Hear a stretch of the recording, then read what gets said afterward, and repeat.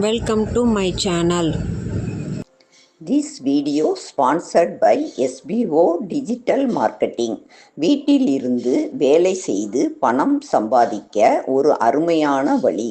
நம்பகமான company. Skip பண்ணாதீங்க, பெரிய தப்பு. தினம் 300 ரூபாய் சம்பாதிக்க அரிய வாய்ப்பு. இன்ஸ்டாகிராம், ஃபேஸ்புக் பயன்படுத்த தெரிந்தால் போதும். Content post and content publishing மூலமா தினம் 300 ரூபாய் சம்பாதிக்கலாம். இந்த வேலை செய்ய 5 நிமிடம் போதும். Work training support, group communication support, all language customer live chat support, முக்கியமா சொந்தமா ஒரு பிசினஸ் ஸ்டார்ட் பண்ற அளவுக்கு உங்களால கற்றுக்கொள்ளவும் முடியும், சம்பாதிக்கவும் முடியும். இந்த வேலை வாய்ப்பு வழங்குவது 5 வருடத்திற்கு மேல ரன் ஆகிட்டு இருக்க நம்ம தமிழ்நாட்டு company school of business organisation private limited. மேலும் விவரங்களுக்கு டிஸ்கிரிப்ஷன்ல கொடுத்திருக்க நம்பருக்கு வாட்ஸ்அப் பண்ணுங்க.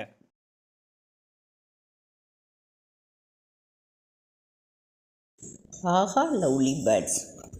இன்றைக்கி நம்ம மிக அழகிய பறவை, எல்லாருக்கும் நல்லா தெரிஞ்ச பறவை, அதாவது பச்சை கிளி. அதாவது கிளிகள் பற்றி தான் இப்போ பேச போகிறோம். கிளிகளில் குறிப்பாக பச்சை கிளி அது எப்படி இருக்கும், என்னென்ன சாப்பிடும் அப்படிங்கிறத நம்ம இப்போ தெரிஞ்சுக்கலாம். கிளி ஒரு அழகிய பறவை. இது பல வண்ணங்களில் இருக்கும். பொதுவாக நிறைய வண்ணங்களில் காணப்படும். நிறைய நாடுகளில், ஒவ்வொரு நாடுகள்லேயும் கிளி ஒவ்வொரு விதமாக ஒவ்வொரு கலராக இருக்கும். இதோட அழகு நல்லா வளைஞ்சி சிவப்பு நிறத்தில் இருக்கும். அதாவது இந்த பச்சை கிளிக்கு இது மரப்பொந்தில் தான் பொதுவாக வாழும். பொந்தாக இருக்கும் இல்லையா, அதில் பனைமரம், தென்னைமரம், இந்த மாதிரி மரங்களில் பொந்துகளில் அது உள்ளே போய் முட்டை போட்டு குஞ்சு பொரிக்கும். 2 கிளியுமே பெரும்பாலும் கூடயே நல்லா இருக்கும். இது சாப்பிட்றது தானியங்கள், பழங்கள், புழு பூச்சிகள், இந்த மாதிரி இதுகளெல்லாம் இது சாப்பிடும். பொதுவாக பச்சை கலரில் இருக்கிற கிளியை மட்டும்தான் நம்ம பச்சை கிளி அப்படின்னு நம்ம சொல்கிறோம். இந்த கிளி தாவர உணவுன்னு, முக்கியமாக தாவர உணவு. இதுக்கு கொடுக்கக்கூடாத உணவு என்ன உணவு அப்படின்னு நம்ம பார்த்தோம்னா இறைச்சி, பால் இறைச்சியை நம்ம கொடுக்கக்கூடாது இந்த கிளிகளுக்கு. அப்புறம் முக்கியமான இது சாப்பிட்றது பழங்கள், விதைகள், கொட்டைகள், பூக்கள், மொட்டுக்கள் முதலிய தாவரத்தோட எல்லா இதையும் அது நல்லா சாப்பிடும். வளர்ப்பு கிளிகளுக்கும் பழங்கள், காய்கறிகள், உணவுத்துகள்கள் மொத்த எல்லாத்தையுமே நல்லா கொடுக்குறாங்க. இதோட வாழ்விடம் பெரும்பாலும் அதான் நல்லா எங்கேனாலும் நல்லா பறக்கும். அவ்வளோ பார்க்க அழகாக இருக்கும். அழகு ரொம்ப ஸ்ட்ராங்காக இருக்கும். இது கழுத்து வளையம் பொதுவாக ஆண் கிளிக்கு கழுத்தில் ஒரு வளையம் மாதிரி இருக்கும். கருப்பும் சிவப்பும் சேர்ந்து இருக்கும். பெண் கிளிக்கு அப்படி இருக்காது. மற்றபடி 2 கிளிகளுமே பார்க்குறதுக்கு ஒரே மாதிரி தான் இருக்கும்.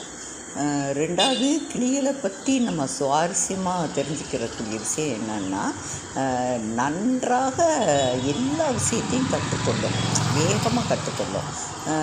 அதாவது 4 வயது குழந்தைக்கு சமமான இது அதுக்கு இருக்கிறதா சொல்கிறாங்க. ஒலிகளையும் நல்லா கவனமாக கவனிக்கும்.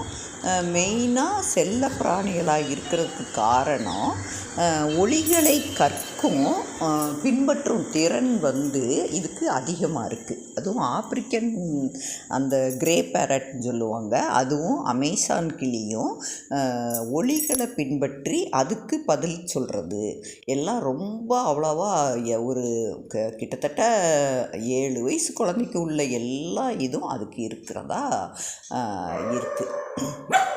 இது வந்து முக்கியமாக வந்து வெப்பமண்டல பகுதிகளில் தான் வசிக்குது. இதோட வளைந்த அழகை வச்சு இது நல்லா எல்லாமே இது பண்ணும். இதுக்கு வந்து கால்களை வச்சியே பிடிச்சு வச்சு சாப்பிடும். நல்லா எந்த இதை கொடுத்தாலும் காலில் வந்து ஒவ்வொரு கால்லையும் 4 விரல், அது வந்து முன்னாடி 2 பின்னாடி 2 அப்படி இருக்கும். அதை வச்சு நல்லா மடக்கி நம்ம விரல் மடக்கி சாப்பிட்ற மாதிரி சாப்பிடும். ரெண்டாவது, இந்த கிளிகள் வந்து ரொம்ப புத்திசாலித்தனமாகவும் மற்றும் பறவைகள் பேசுகிறது, மனிதர்கள் பேசுகிறத கேட்டு மீண்டும் அதே மாதிரி சொல்லக்கூடிய திறன் இதுக்கு அதிகமாகவே இருக்குது. இதில் வந்து இந்த கிளிகளை மட்டும்தான் நம்ம வீட்டில் வளர்க்கக்கூடாது. அதாவது பச்சை கிளியை மட்டும் நம்ம வீட்டில் வளர்க்கக்கூடாது. மற்ற கிளிகளை நம்ம வளர்க்கலாம். இதில் நிறைய விதம் இருக்குது. ஏன்னா அதெல்லாம் அப்ரூவலோட கொடுப்பாங்க, வீட்டில் வளர்க்கலாம். மற்றபடி எல்லா கிளிகளுமே நல்லா, கிளியில் நிறைய வெரைட்டிஸ் இருக்குது. அது எல்லாமே ஓரளவுக்கு, சில கிளிகள் நல்லா பேசும், சில கிளிகள் கொஞ்சம் சுமாராக பேசும். எல்லாமே பார்க்குறதுக்கும் ரொம்ப அழகாக இருக்கும். ரெண்டாவது, இது தெய்வீக அம்சம் கொண்ட கிளி, பச்சை கிளி.